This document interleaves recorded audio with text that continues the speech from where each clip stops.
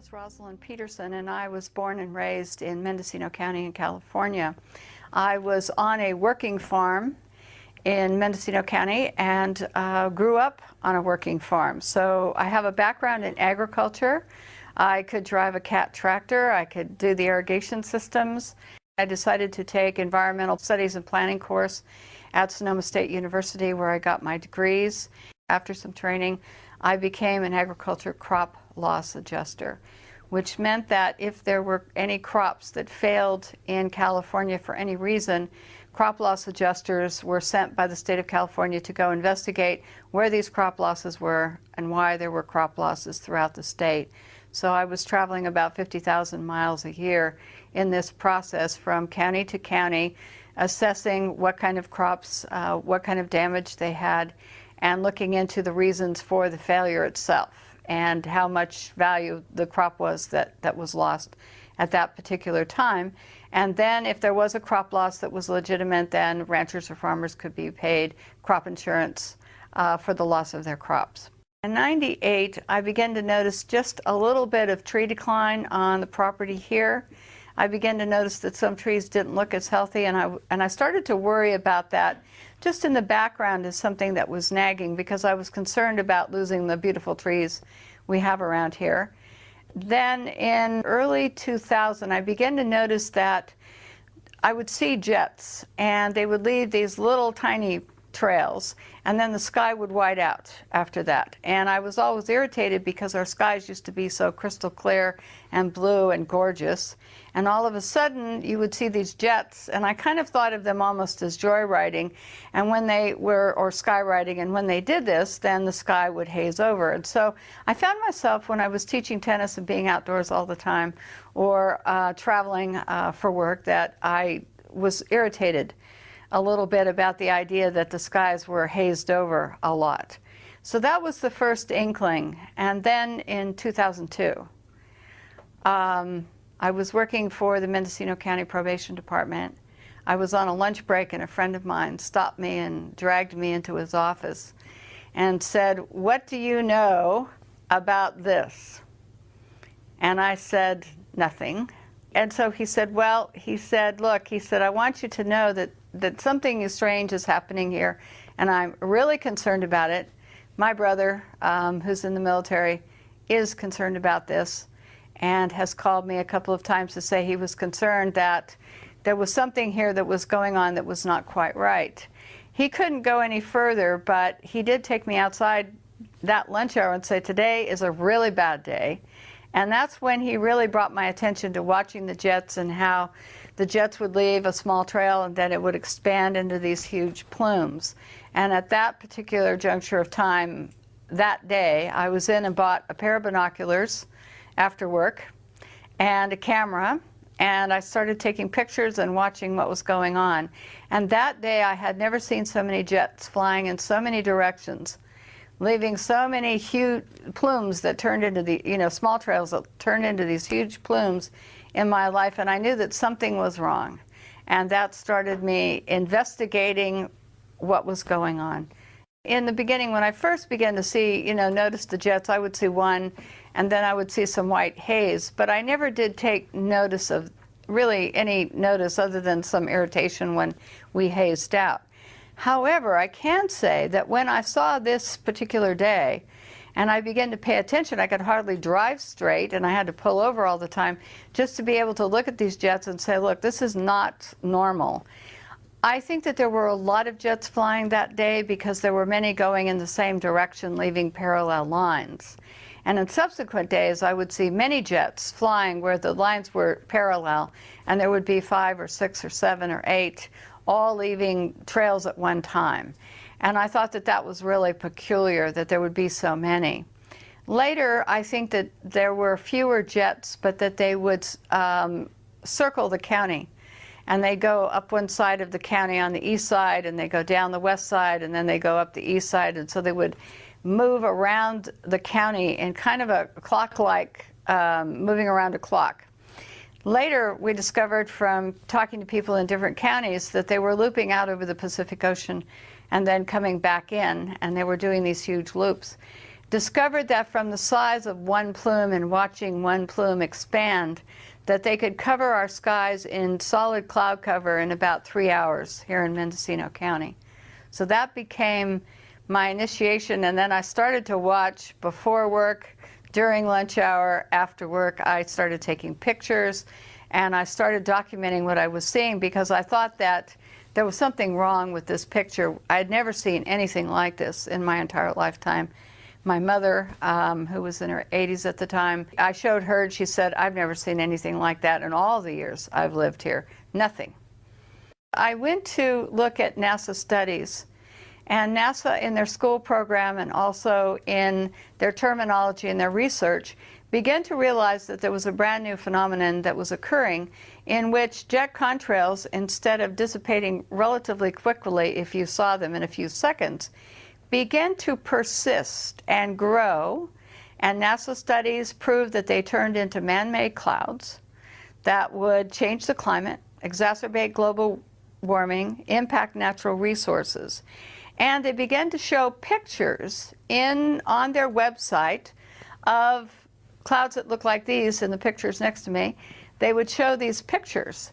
And in showing these pictures, they were like what I was photographing in the skies above us. So I realized that there was a great deal of interest by many agencies and universities into looking at these and what effect they were having on the climate, what effect they were having on raising humidity, what effect they were having on, in other words, what was going on with these that had changed, why they were persisting. But what happened was that they never did in any of their investigations. Most of the time they only looked at commercial airlines. They didn't look at military emissions and plumes. The second thing that they never did is they never took into account that there might be something environmentally unsound about having our skies covered over with these clouds in the beginning. They just noted them, but they never addressed if anything was being sprayed or what changes in the jet or jet fuel or anything else was causing them. They scrubbed all that documentation, so all they did was identify them as persistent jet contrails. In order to gain some sort of credibility and be able to speak at the United Nations and speak at other areas, if I had used the word, for example, chemtrail, the United Nations would not have invited me as a keynote speaker, because then I would have been talking about something that was listed on all these websites and by the Air Force, by NOAA and NASA as a hoax. So you don't gain the credibility of anyone or any group or agency when you just use the term. So it didn't behoove me to use it, and so I refused to do so. NASA, first of all, in the late 1980s, initiated a schools program for children K through 12. And they started in some foreign countries, and then they brought the program to the United States. And NASA began to have children starting to count contrails because they said that their satellites and also that they couldn't count them from the ground. So therefore, they needed school children to do this as part of a kind of like a game. I think that they really began to want children to think that this was a normal phenomenon. And so in the late 1980s, this program started to go through. When we offered to give our videotapes and our pictures and called up NASA and said, look, we'll provide this because we've done day-to-day, time, date, everything on the pictures and on the videotapes. And NASA turned us down because school children, as they put it, were more reliable. Now, the other thing that was odd, I kid you not, this is what I was told. I mean, I was speechless at this point. But that's what I was told. So then the second thing I found out by calling the National Weather Service, and I would ask them, are you on, online, are you looking at the satellite? And they said yes. And I said, can you look over Ukiah? And they said yes. And I said, well, can you see a jet, leaving a plume? And so I was on the phone with them, and I found that within a few seconds, if a jet leaves a plume and it starts to get a little bit larger, not real small, but a little bit larger, they can see the plume expanding. And we were talking about the same one that was going right over Ukiah, and the plume was expanding. And I said, well, how come in your weather reports you don't talk about this as man-made clouds or persistent jet contrails? How come you're talking about this as being a front, a weather front? And they said, well, that's the way we deal with it because it's clouds. So we look at it that this is being, you know, a weather front is coming through and this would produce these clouds. Well, I said, but it's not being produced by a weather front. The barometer is not dropping. There's nothing going on. I said, how come you don't just use the terminology? And he said, well, we just don't. So it was an odd dichotomy of having your weather reporters who could see these on satellite, which told me that the argument that school children could do better and that they couldn't see the contrails from satellite, they can see them and they can see the cloud cover. I even found out from the National Weather Service that they can see haze. They can actually, it's so good, they can identify haze. So I began to think to myself, well, if they're seeing all this, why isn't it being reported? And it's curious because no weathermen will talk about it. If Ukiah was, the sun was occluded and all these man-made clouds appeared over Ukiah and covered the whole thing after 3 hours, they would say, well, it was a front. But you could look to the west and there was no cloud, and the barometer hadn't dropped.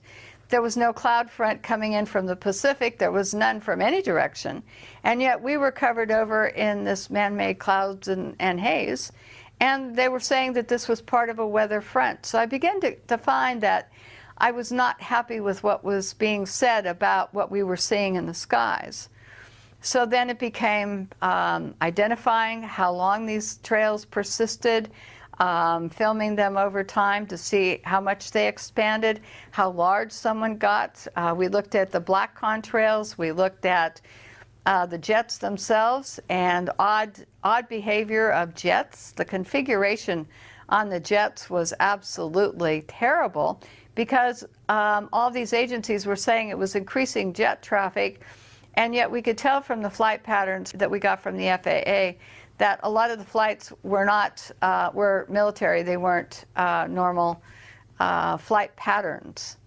My Congressman Mike Thompson from California, 1st District, due to several inquiries, got these maps for me. They're 3 maps and they're from the FAA, and then his office sent them to me. And the map shows the San Francisco Bay Area, Mendocino County, and I had asked how many flights there were over Mendocino County. So he gave me 3 separate maps. One is incoming air traffic to Oakland, San Francisco, and San Jose. One is outgoing flights to those same locations. And then a third one was what they call intra-flights. And this is designated on the map in yellow. What we discovered was in Mendocino County there weren't many commercial flights flying over Mendocino County. So in not having many commercial flights flying over Mendocino County, we discovered that it was the intra-flights that we were seeing looping the loop around the county and making the X's and the cross hatchings. And from these maps, I first learned about intra-flights, and I also figured out that commercial airlines were in trouble.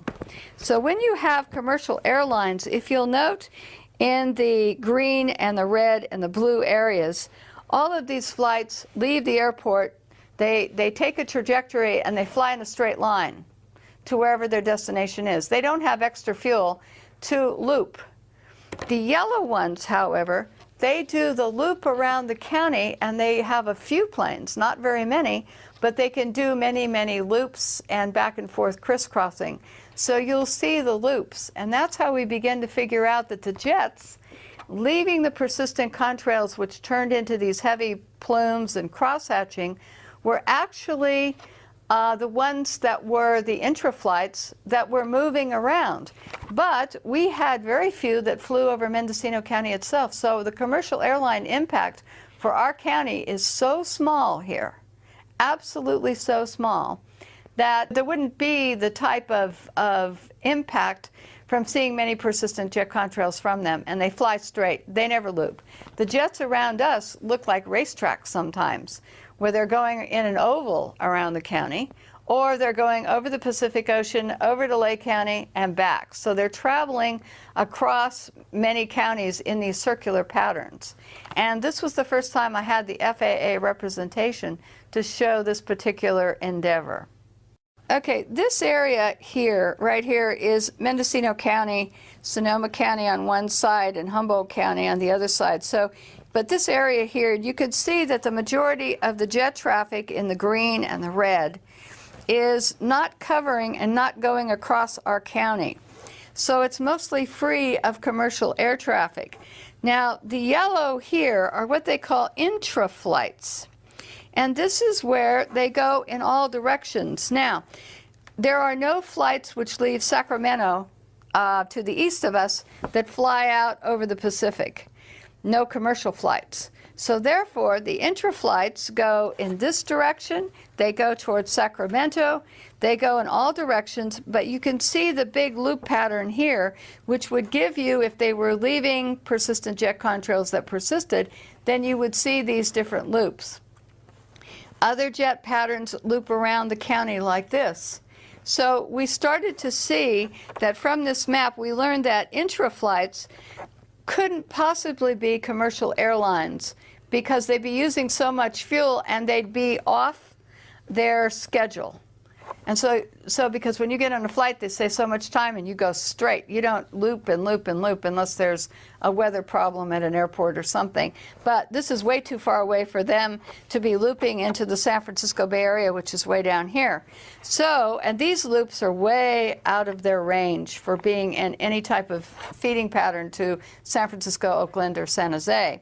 So this is when I first learned about intra-flights, but this is also when I confirmed that there wasn't much air traffic over Mendocino County. So this made us unique in being able to look at the phenomenon of persistent jet contrails and know that when the jets were going in certain directions, it wouldn't be any type of commercial patterns.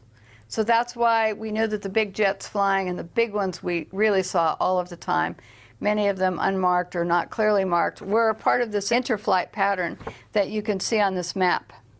Persistent jet contrails that persist and stay in the environment for up to 20 hours. This is like geoengineering. It means that you're artificially, man-made in some way, changing our environment. You're adding particulates, you're adding something to the atmosphere, and it's more deliberate than not, but what you can add is you can add particles and chemicals.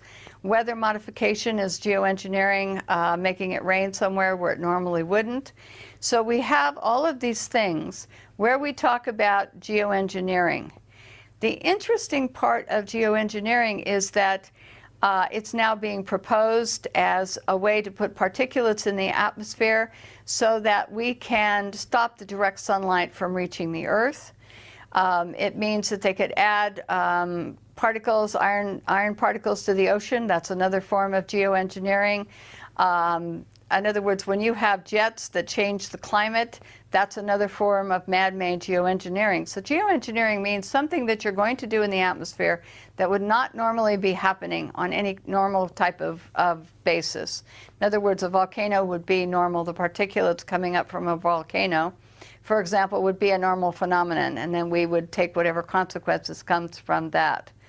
However, when you start taking and talking about, as Holdren is, he's Obama's science advisor, talking about taking care of global warming, in other words, by putting particles in the air, like sulfur or some other particles, then that means that we're going to take some action where we're going to try to interfere with some normal processes that are going on. And the problem with this, for example, with sulfur, is that sulfur, in the sense of it, we took it out of diesel fuel in California in 2006. And we said we have to clean it up because kids get asthma from sulfur, lots of health problems associated with too much sulfur in diesel fuel. We take it out of diesel fuel, and then someone comes along, like Paul Crutzen, and he says, we're going to put it up in the atmosphere to obscure the sunlight, so less sunlight reaches the Earth, and therefore that will cool us down. But what about the health effects? If you have to take it out of diesel fuel, then my question is, why are you going to put up something that's not helpful into the atmosphere and try to change the process that we live under? And that's what geoengineering is. It's taking something and you're going to artificially induce something into our environment that's going to change for some reason. For example, stopping global warming or slowing it down. Let me go back to 2006 in November. NASA Ames in California had a meeting of geoengineers from all over the world. It was a big meeting. It went on for a week and it was not open to the public. During the course of this meeting, they were talking about these different geoengineering projects that they were studying. These were university professors, different people, and there was many proposals that were put forward at this meeting. I was lucky enough to be present at the one-day public event that they had on this meeting, where several of the scientists and college professors spoke at this meeting with regard to geoengineering. One of the things we have on tape, because it was allowed to be videotaped, is that they were talking about the word geoengineering. And many of the geoengineering people in 2006 said that they had kept the word out of the public realm because they knew that if the public would find out about some of their schemes of putting chemicals into the air, to shooting salt into the air, all kinds of different experiments, that the public might say no. So they actually admitted that they kept the word geoengineering out of texts and out of, you can't find it in a lot of college textbooks at any lower level in high school, or you can't find it in undergraduate classes a lot of times in colleges. I found that to be true because I went back and looked. So what happened was the phrase was taken out, but a lot of scientists were getting money to study how they could interfere with the normal atmospheric conditions. So there was weather modification, there was planning to put chemicals or particles in the air. And so these schemes had been around for a long time, but they weren't really discussed in any public forum. They were discussed within their own cliquey group, essentially. I think that they're trying to begin to put it out to the public because they've been experimenting on it for a long time and they want to do more experiments and they need the funding. And one of the things that these geoengineers were talking about at their meeting that we heard is that they wanted to be able to take these programs forward, make them public so that they got more funding for experiments with these programs. This is the curiosity, though, is that they were talking about shooting up ocean water into the atmosphere, in other words, in salt particulates. And they knew from some experiments that salt particulates rain out quickly. Well, if you shoot salt particulates into clouds as a particulate to make it rain, when that cloud rains out over land, you're going to salt up your soils and make it unproductive for agriculture. You're going to salt up your drinking water sources. What they wanted to do was add other programs that they wanted to experiment on into the atmosphere to test their different hypotheses about their studies. And in this way, they would gain more university funding through the U.S. government, the Pentagon, whoever wanted to know, in other words, sponsor these studies. Private individuals could also contribute as well. So a whole culture had built up about how we can put things into the atmosphere to cool us down, and this is one of them. I went back and I knew from previous experience working within the California state government that all drinking water tests for every drinking water source in the state of California, now anything that's a winery, anything that's used for public consumption with so many people except for private wells, all drinking water sources, every district, every well, every producer of grapes who had a winery on his place and used well water, whatever it was, all had to test their water. And they have to do the tests that are required, hundreds of them, under the EPA. It occurred to me that if anything was being sprayed at any one time, if I could identify it, it might be showing up in drinking water tests. So there's a CD that's public, it's free of charge. Anyone can buy it. It's got about 18 million bytes of data on it. And you can go up and you can get one, or you can email the state. They'll send you one immediately within 3 or 4 days. And you can look at every drinking water test taken since 1972 in the state of California. I cannot tell you how many tests this amounts to, because every month, every week, they're taking tests all the time, all over the state, different utilities, different districts. I went back and looked at spreadsheets of every county, city, state, whatever, and I tried to determine from looking at all this data if there was anything that looked unusual. I found herbicides and pesticides where I expected to find them in the Central Valley, where they use a lot of herbicides and pesticides. So I kind of took those out. I looked at everything that I thought you would normally find downwind of a factory. After I got rid of all of those, I began to look at, was there anything showing up in all the drinking water spikes across California on a pretty consistent level? Initially, I looked for things like barium, aluminum, manganese, magnesium, calcium. I looked at what the pH of the water was to see if I could find any blips in pH. But what I discovered was that during the course of the year, starting in 1990, no less, that the water sources were all registering unusual spikes. Now, they weren't spiking just alone. Almost every water test in the state of California was showing spikes in a certain year and a certain month for certain of these chemicals. And I have a list of them, and I will be able to give them to you, but I was absolutely amazed and surprised about these spikes, and I said, what's going on? Why are these spikes occurring in almost all the drinking water sources all at the same time across the state of California? Now, sometimes wells would spike in a time distance if they had any type of, the water that would come down in rainfall or flooding would get into the well systems. Then you would show spikes later and not as high because of percolation problems. But we began to find these spikes. And it began to tell me that somebody somewhere was beginning to use inordinate amounts of arsenic, barium, aluminum, calcium, manganese, magnesium, and that all of these things, lead, iron, were all spiking at the same time. How can you have them spiking in the same time across the entire state of California when prior to the 1990s, and they were testing for these chemicals prior to the 1990s, that they weren't showing up in water systems at all, or they weren't spiking? And all of a sudden, way over state and federal standards, we found this data.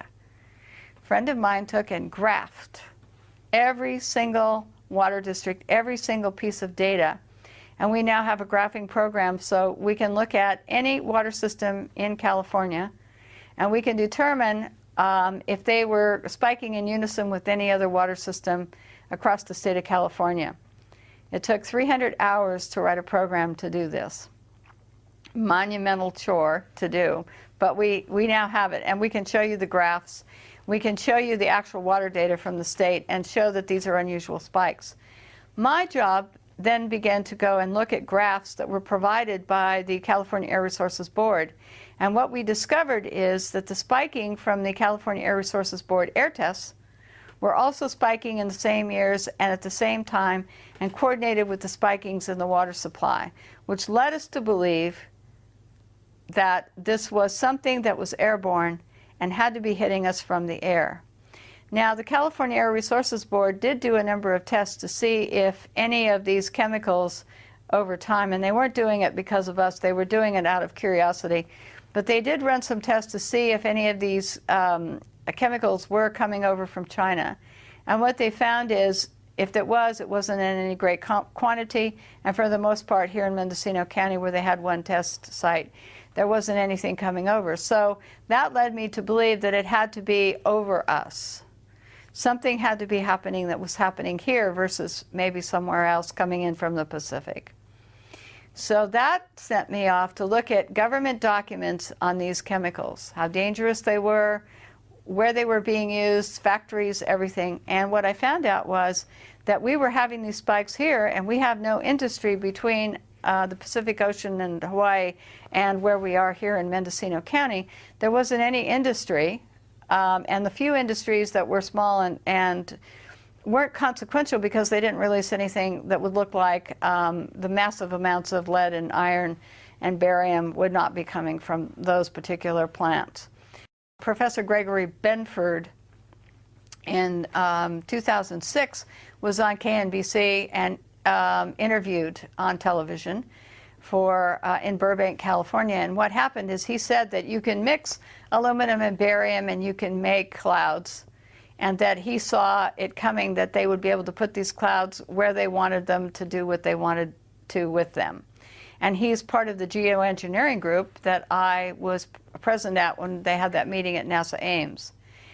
The second thing is that I started to look at other programs that the government was doing, atmospheric testing programs, other things, not related to the jets. And I began to find that these chemicals were being shot up on the space shuttle and shot up on rockets, and that they would send canisters packed with sulfur hexafluoride, which is a man-made chemical which exacerbates global warming, barium, aluminum, trimethyl aluminum, strontium, lithium, and they would send the canisters up, release them at different levels in the atmosphere, and to do ionospheric testing they would superheat them till they exploded, and then they would do these chemical reactions, much like explosions you would see from light shows and things like that. You'd have this big explosion, and then you would go through and these chemicals would blow up and intermix. So the barium, I began to think that were these coordinating, these atmospheric tests, were they coordinating with the spikes in California and other areas? And I believe that from some of the data that I looked at, trying to correspond the dates of the tests, when they were done, and also the water data and the air data, I think that some of these could have actually added to the water pollution in the state of California airborne, because this would come down.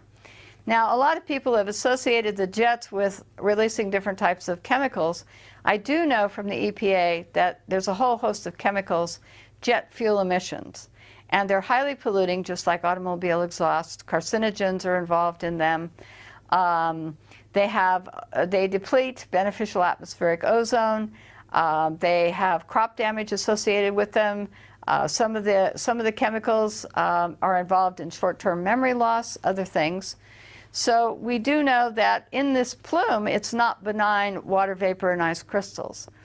But I could never find any documentation which would say that anything else was being sprayed.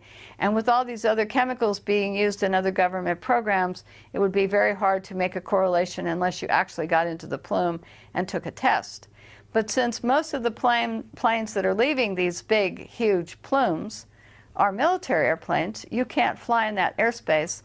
Pilots would be arrested, and it would be extremely dangerous to get into that airspace under Homeland Security rules and regulations to be able to take the test. So having to take a test at altitude and in other areas, it makes it very difficult. The government has not expressed any interest, nor have elected officials, in actually putting the subject to rest by testing these plumes either. So what they do is NASA, NOAA, a lot of studies, university studies, they look at these plumes and say, yes, these are man-made clouds. They don't say how they turn into man-made clouds, if it's chemical or whatever. And then they discuss the fact that in these clouds, that it's causing certain types of problems, covering us in cloud cover, dimming the sun, and then it's changing our climate and negatively impacting natural resources. The spiking in these chemicals, the state of California and all water districts across the United States and the EPA all require water testing, and they test for chemicals in the water that are hazardous to human health in some way. If they figure that a chemical is not hazardous to human health or animals, etc., they normally don't test for it. But the minute that they think that it's going to get up above a certain level that it would be injurious, they test for it to make sure that they try to keep it below that standard or to keep it out of our drinking water supplies altogether. So the concern is that when we're seeing these spikes, overstated health, when they go up above any acceptable level that the EPA has put in place for these chemicals, we know they're dangerous, they're going to have a human health impact. And they're going to have a human health impact on animals, humans, anybody that is coming in contact with these chemicals. So this is what we know, is that the EPA and all these government agencies wouldn't be testing unless there was a problem. What impact they're going to have is each chemical has a different property to it, and they have synergistic effects. So it's hard to say that if you are exposed to a whole source of chemicals, what the synergistic effect. In other words, each chemical will have one property.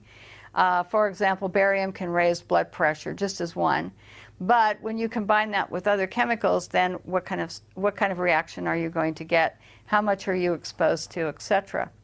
So we have that element of it. But persistent jet contrails, on the other hand, are changing our climate, and they're changing the agriculture part of what's going on with us. When you change the climate and you change the microclimates and you put in more cloud cover, you're going to lower crop production. And they know this from University of Illinois corn crop studies, that if you have normal rainfall but you have more cloud cover, crop production drops. In areas where you had direct sunlight mixed with normal weather, then you would have increased crop production. So just putting and saying that these are ice crystals and water vapor, it's benign in the environment, not true, because it can heat us up. It can change the amount of sunlight reaching the earth, so it can affect the health of crops, health of your trees, because without photosynthesis, trees and plants can't grow strong enough to produce. And you need all of this. So to say that we're going to cut off the sunlight by either geoengineering or through allowing these persistent jet contrails to keep persisting, what we're saying is we're changing our climate, we're doing a geoengineering project, and it's going to have consequences on our food supply. Any chemicals added would have consequences on our water supply. So there's a broad impact here. So whether I know if jets are spraying anything in particular, what I do know is that they're already harming the environment, and that there's a lot of studies that talk about the impact in coming years will be tremendous. In some cases, they don't know what the effects are. They want to experiment, and they readily admitted that. That was one. Two, they want to be able to continue with their work, because that's job security for a lot of university professors. Three, several of them have stated, well, the public, we're going to be who the world turns to when global warming becomes this big problem. They're going to ask us to save the world. We're going to be the new stewards of the environment, and our programs are going to be the ones that will be initiated to save the world from global warming or whatever catastrophe. So therefore, we have to experiment now, get the funding and experiment now, or continue our experiments so that we are ready to be the new stewards of the environment. But the problem is, when you start putting up chemicals and you start doing atmospheric experiments, you start to impact agriculture, food supplies, watersheds. You start to impact everything that we depend upon for life on Earth. And what happens if their programs go awry? And when they were asked this, they said, well, then, it's just an experimental program. Well, if someone gets hurt or harmed, well, so what? Their attitude was very cavalier about this. And Professor Benford actually wrote a program about the Arctic, and they said in his article, he even said, well, if something goes wrong, why, it will wash out eventually in the long term. And if you have to sacrifice a few people or an area like the Arctic, then that's okay, because it's all in the realm of scientific study. So it's a fascinating article to read. I think it's actually the underlying cause of all of this, and some of the funding is military funding, because the military wants to be able to control the weather. The military has got an agenda that if they control the weather, they can control any country to make it do whatever they want. And many documents, Owning the Weather 2025, There's several documents in which they talk about how rather than having some weapons of mass destruction, in other words, bombs or something, if they could control the weather in a country, they could actually force them and say, look, we will put you in drought, we will put you in floods. So some of the experiments with the weather modification and other things that the geoengineers are doing would mean that they would have, it would be a military application, and a lot of money comes from the military sector for this. I've looked at some of the universities and I looked at the funding chain, in other words, who's funding these, because it has to be public, and we know that the military is also initiating programs and paying for funding. So when you look at the funding stream, you can see that it's private corporations, you can see that it's the military. So there's a lot of funding in there that's not coming from you and I because we couldn't afford it. And the big military budget is where there's a lot of extra money for experimentation. So that's where a lot of the funding. And then it's private corporations who will make money from these experiments going in and will produce whatever's needed to do these experiments. So that funding is coming in. It's like the CRES program, the CRRES, when they were sending up these canisters loaded with chemicals to superheat. Well, that was a NASA budget, that's the US Air Force budget, and then they do ionospheric testing. Well, how do we know what impact that had on the environment that protects us around the Earth? We don't really know. We just don't really know. The first thing that we started to notice about jets and these engines is they would leave a small contrail, very small. You would see it behind the plane, it would disappear within seconds and be gone. All of a sudden, this new phenomenon began to appear somewhere in the late 1980s, as far as I can document from Mendocino County, looking at pictures and weather documents and cloud pictures, old cloud pictures. All of a sudden, there seemed to be a time when NASA and other agencies began to realize that contrails were beginning to persist.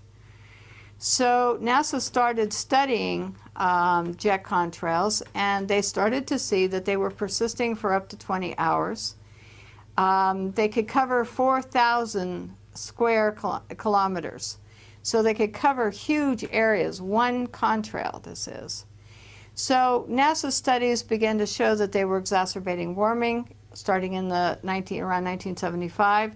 They began to show that there was a new phenomenon which they didn't have before, had not seen before, where these contrails persisting rather than dissipating very quickly began to be something that they talked about, studied, etc.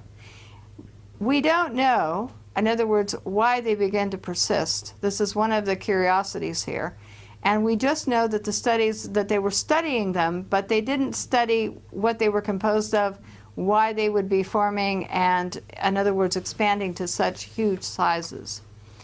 But my curiosity with NASA became that when they were talking about persistent jet contrails, they didn't talk about the fact that there were all these different varieties.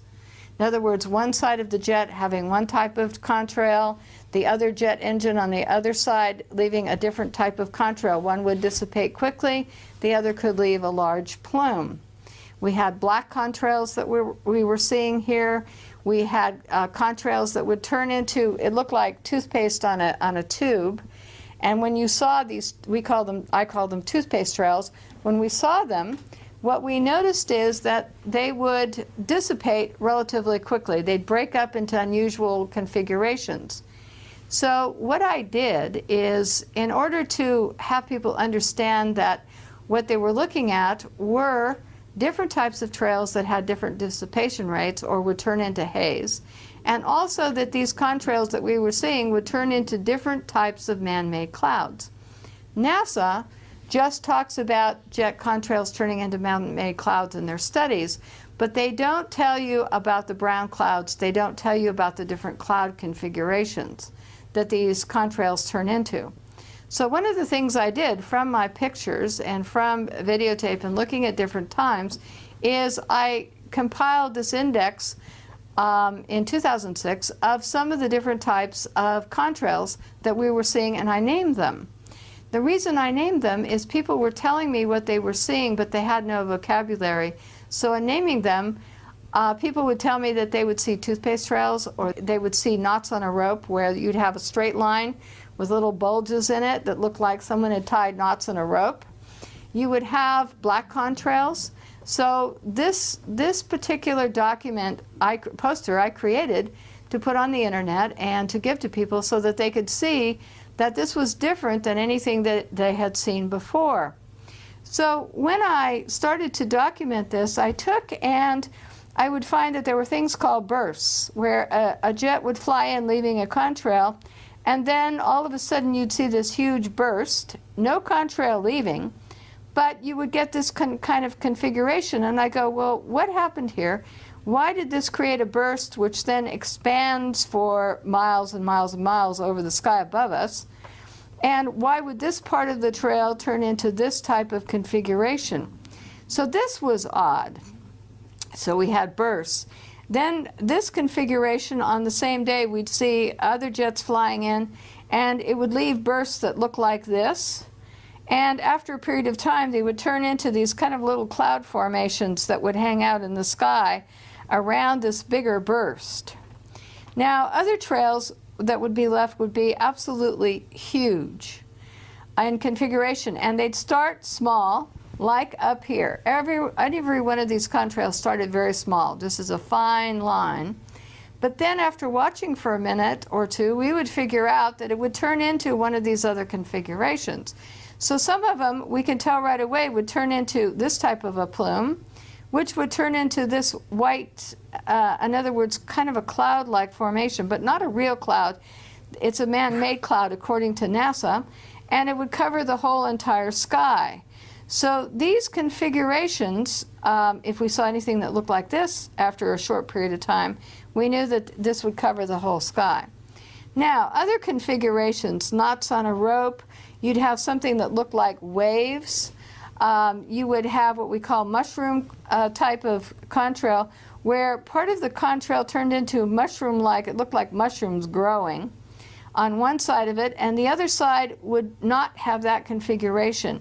So the two sides of the jet engine would release a different type of plume, which would turn into, on either side of the jet, one plume could dissipate quickly, the other plume could turn into a different configuration. So we thought it odd. Then we'd have black contrails that would expand and expand like the white ones, but look like black. So we thought, well, what's being released that would turn black? So all of these contrails I put into this poster so that people could see the feathers and the different ones. And as this was on the internet, people began to say, we're seeing this type of plume today. We're seeing a twist, where it looked like there's a twist on one end and then this big plume would come up. So they could name the trails, how long they were seeing them. So when I talk to people from around the world and in the United States, we can discuss what type of trails that they're seeing, and then they tell me about more and send pictures of different ones. Now this one, this colorful one right here, almost looks like an aurora, and this type of contrail is usually laid out before we see this kind of configuration. Now without this, you can't see the color in the background unless you have the contrail here to show you what it looks like against the cloud. You can't watch the experiment or whatever's going on. We never saw anything like this when we were growing up. My mother, who first saw these when we were back first seeing this in 2002, said, never saw anything like this. We would have noticed. Somebody would have been taking pictures of this. Someone, see, it has to be new because there were no pictures of this. So this is why I invented this particular poster, just so that people could get an idea of the different types. Well, then what happens? Why would you get different types? And so the standard answer is, well, there's different atmospheric conditions. But then we found that one jet would lay a short contrail, another jet right behind it would be leaving one that turned into a huge plume, another one would leave white haze. So we're saying it can't be just atmospheric conditions, there has to be something else going on. Then we saw X's and stop and goes, where a jet like this would leave a plume and then all of a sudden it would stop. We saw spray apparatuses where there was a wingtip to wingtip spraying, so that you could see that there was spray coming off the entire length of the wing. Stop for a while, then start again, stop for a while, start again. So all of these things were going on, and we're saying this isn't just normal, something that we've seen since 1919, before we even had the equipment and no jet engines. So when NASA says they've seen contrails, for example, since 1919, not from jet engines because they weren't in existence. Many times in recent years, we have seen this configuration, this aurora type configuration here. However, when you go back into recorded history, people have been taking pictures for a long time. People have been addressing this issue for a long time. And there would have been pictures somewhere in the 60s and in the 50s. Someone would have been taking these kind of pictures, looking at these type of clouds, seeing these configurations. And so that's why this is a new phenomenon. And this is something we have to address because it's impacting agriculture and the amount of sunlight reaching the earth as these expand. So we know that they're having certain problems. So we have to get our elected officials to begin to address these issues of how they're impacting our environment, and are we going to allow this to continue? And that's another issue here to be dealt with somewhere down the road. But this is why I'm bringing all of this to attention. Now the other thing is, up in these pictures up here, a lot of pictures we have white haze. And we never had white haze here. We had clear, deep blue skies. We could see the stars. Now we have studies showing that telescopes are going to be worthless because we're either going to have the white haze or we're going to have these man-made clouds. You won't be able to see the stars, which we can't a lot at night, because we've got all of this cloud cover and white haze going on. But a lot of times the jets will quit spraying here if they say there's some celestial event going on, or there's going to be some sort of fireworks or an air show. All of a sudden, how come we have blue skies? Jets aren't leaving contrails anymore just because there's an air show or because some event is taking place. So sometimes we have no jets, and our skies start to go back to blue, and the white haze begins to dissipate. But then the minute that they start again, then we go back into having our skies look like this. That leads us to questions on why rickets is on the rise, where children now in the United States are suffering from rickets, according to the CDC, University of California at Berkeley, Kaiser Permanente Hospital, are all studying an increase in rickets. Why are we having rickets? Well, when it's the turn of the century and when children worked in coal mines in the United States, those children suffered with this bone disease called rickets. Now it's on the rise in the United States, and could it be that we're having so much cloud cover from these persistent jet contrails that turn into man-made clouds and haze that we're getting less sunlight, and therefore we're not getting enough vitamin D and we're getting cases of rickets. No one is looking at this subject with regard to when they're studying rickets. When I look at their studies, they're studying a lot of other things, but they're not studying what's happening in our skies to determine if this is one of the causes, and this is something that should be addressed. What we see from the ground is we'll see a plume and then it expands. And the satellite pictures do show, and I have a lot of them, other people have a lot of them, we've seen them, do show the contrails, and they show the cross-hatching. They show that they're expanding. You can watch them over time on satellite pictures, and you can see as there's flights going around over certain areas that they expand. So we can see them. So they can see them from space, they can see them from the ground. So that there's no secret here about who's flying the jets. The FAA keeps records, Homeland Security keeps records, everybody keeps records, who's leaving the contrails, where these planes take off from, because they have to file flight pass. And they can see them, and they can follow them at the National Weather Service to see how the plume expands. So this is not a secret. So the satellite pictures are very revealing, and they're very good with looking at this type of phenomenon. Global dimming just means that the amount of sunlight reaching the Earth is beginning to be reduced by cloud cover, by haze, by pollutants. So the studies have been going on for quite some time now, showing that the amount of sunlight reaching the Earth is being reduced.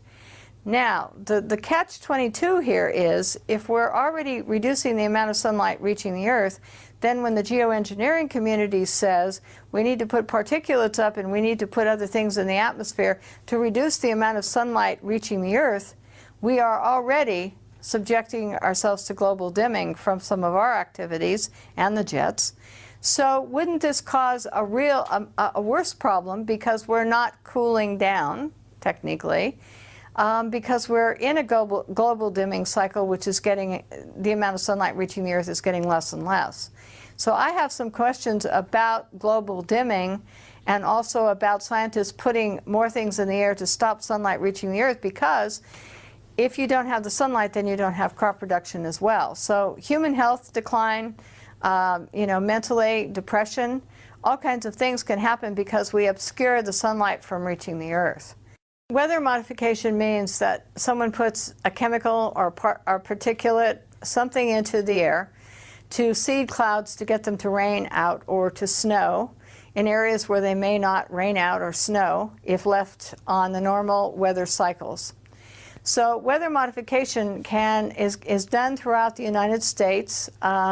Anyone can modify the weather at any time without any congressional oversight, no state oversight, for the most part, except for Texas has an advisory body. But people can go and modify the weather.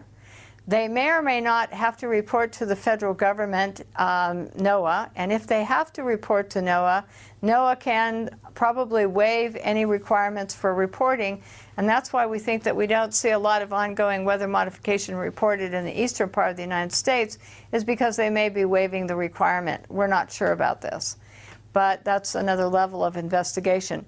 However, documents that I obtained from NOAA, that all public record, anyone can obtain them, show that there's over 60 ongoing weather modification programs in the states that are marked in yellow. Now, I designed this because of NOAA documents, and documents from Canada and documents from weather modification companies who were openly talking about doing weather modifications in other countries.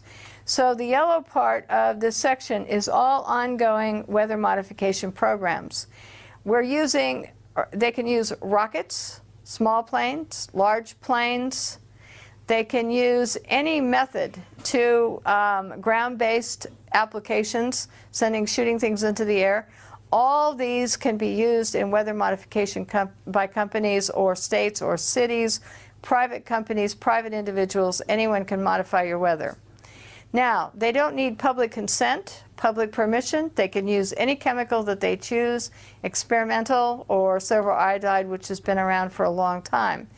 And so all of these programs are ongoing.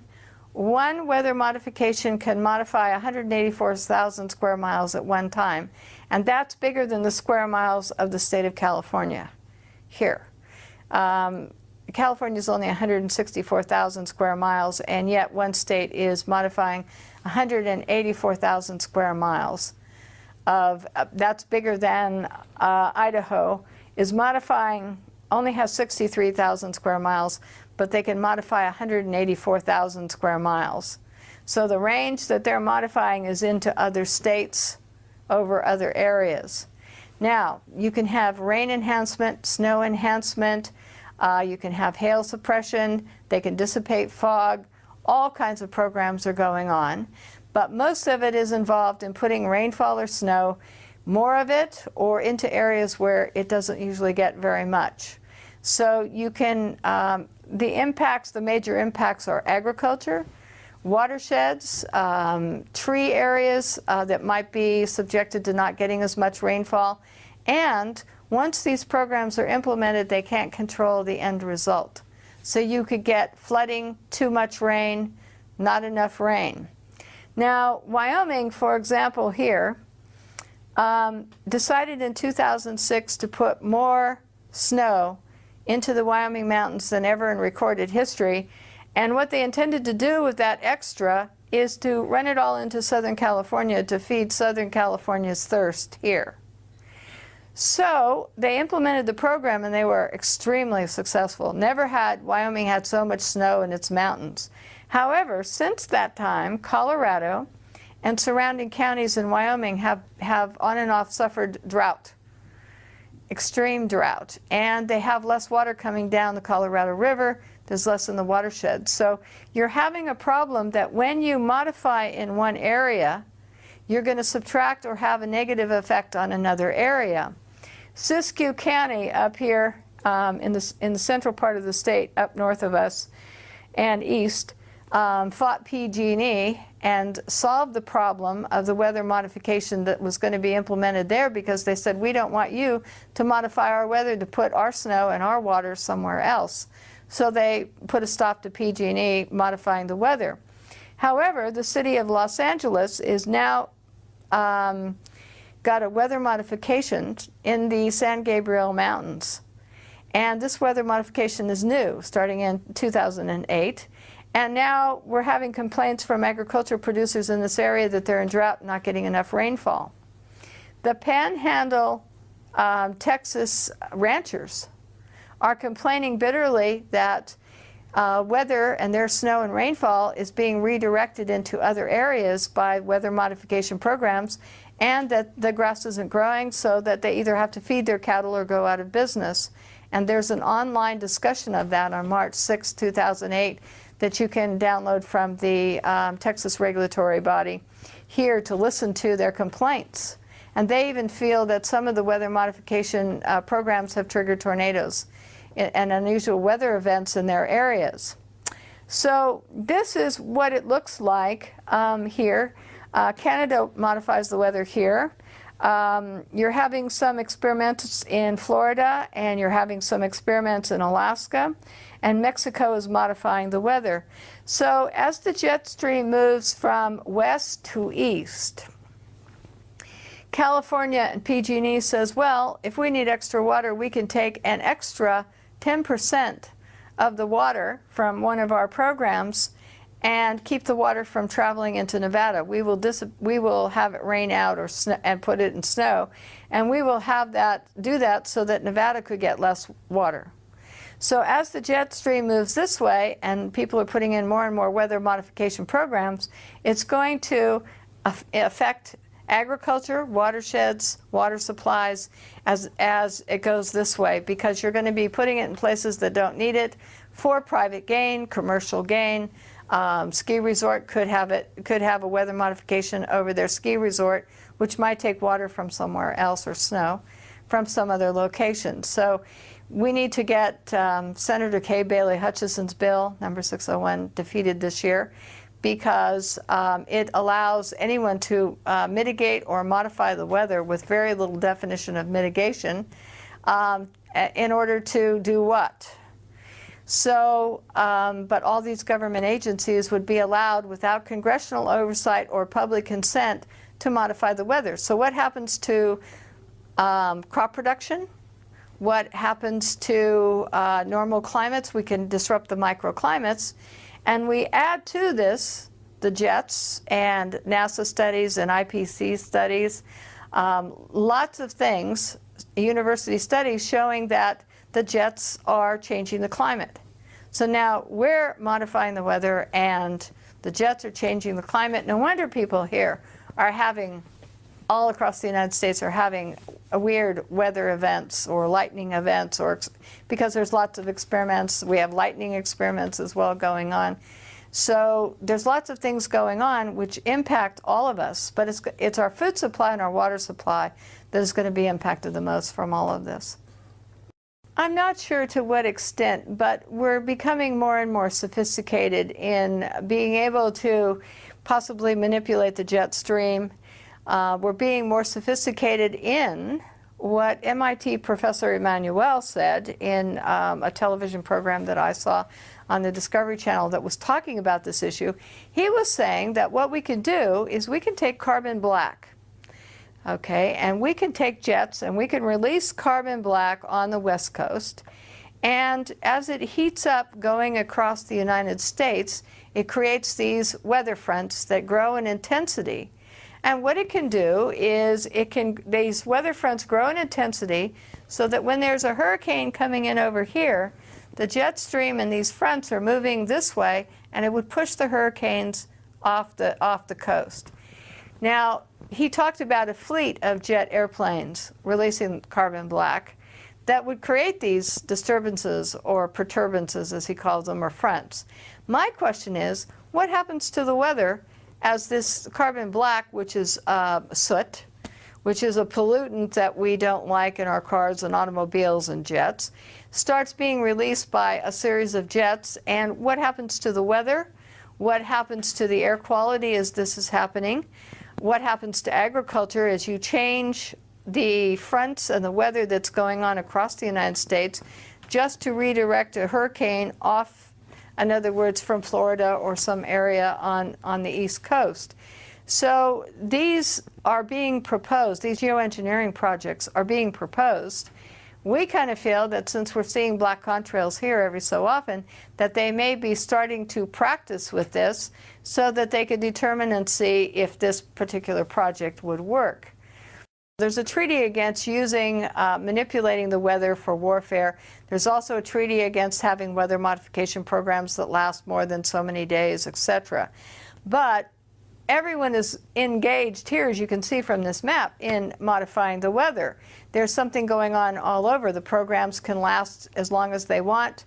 All this is going on, and as we perfect this and do studies and research and they perfect, more and more they will be able to control the weather, change what's happening, and when they do that, they disrupt your watershed, the water supplies to your watersheds, and they disrupt agriculture and the microclimates needed to produce crops.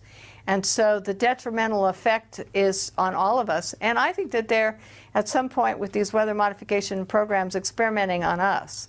In other words, we're the guinea pigs to see that if we do this, then we may have this effect.